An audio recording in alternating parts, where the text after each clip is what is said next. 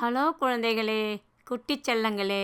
இன்னைக்கு உங்களுக்கு நான் ஒரு விசித்திரமான கதை சொல்ல போறேன். வாங்க கதைக்குள்ள போலாமா? சலூன் கடை சண்முகம். ஒரு சிறிய கிராமத்தில் சண்முகம் என்பவர் ஒரு சிறிய சலூன் கடை நடத்தி வந்தார். அந்த கடையின் பெயர் சண்முகம் ராயல் சலூன்.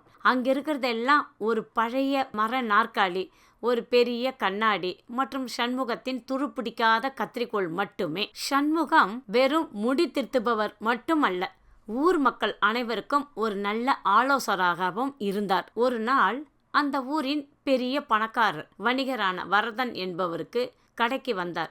அவர் எப்பொழுதும் எதற்கெடுத்தாலும் அவசரப்படுவார்.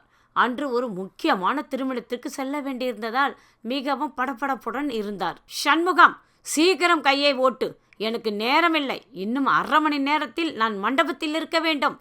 சரியாக முடிவெட்டு, இல்லை என்றால் உனக்கு காசு கிடையாது என்று அதட்டினார் வரதன். சண்முகம் அமைதியாக, ஐயா, அவசரம் அழகை கெடுக்கும், நிதானமாக செய்தால்தான் முகம் பொலிவாக பெறும் என்றார். வேலையை தொடங்கிய சண்முகம் மிக நுணுக்கமாகத்தான் தன் கத்திரிக்கோளை இயக்கினார். ஆனால் வரதன் சும்மா இருக்கவில்லை.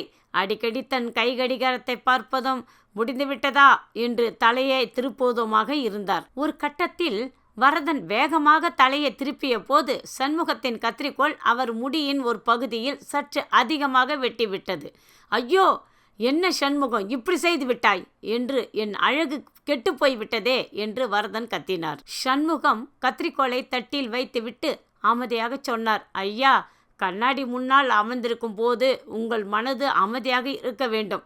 நீங்கள் ஓடிக்கொண்டே இருந்தால் என் கத்திரிக்கோளும் தடுமாறும். அவசரமாக ஓடிச் சென்று பாதியில் ஒரு வேலையை முடிப்பதை விட நிதானமாக செய்து முழுமையாக முடிப்பதே புத்திசாலித்தனம். மன்னிக்கணும் சண்முகம், வேகத்தை விட விவேகமே முக்கியம் என்பதை புரிந்து கொண்டேன். இப்பொழுது பொறுமையாகச் செய் என்று கூறி அமைதியாக அமர்ந்தார்.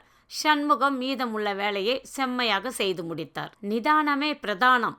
எந்த ஒரு செயலையும் அவசரத்தில் செய்வதை விட அமைதியுடன் முழு கவனத்துடனும் செய்தால் மட்டுமே அதில் வெற்றி கிடைக்கும். என்ன குழந்தைகளே, நீங்களும் இப்படித்தான் இருக்கணும். நம்ம அடுத்த கதையில சந்திப்போம். பாட்டி கதைகள்.